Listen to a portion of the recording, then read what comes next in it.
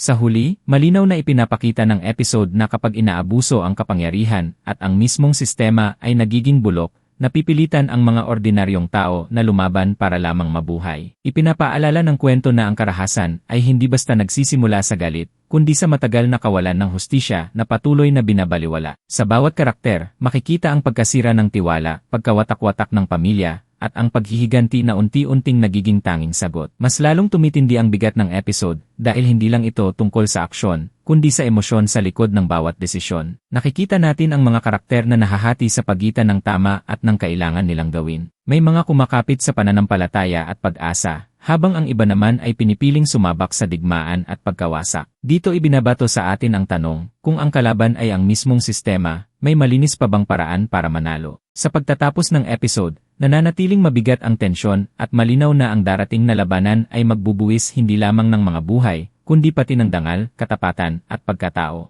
Bilang mga manonood, naiwan tayong nagtatanong kung sino ang mabubuhay, sino ang mawawala, at kung ang hustisya ba ay mananaig o tuluyang matatalo ng paghihiganti. Isang bagay ang sigurado, nagsimula na ang digmaan at wala nang atrasan.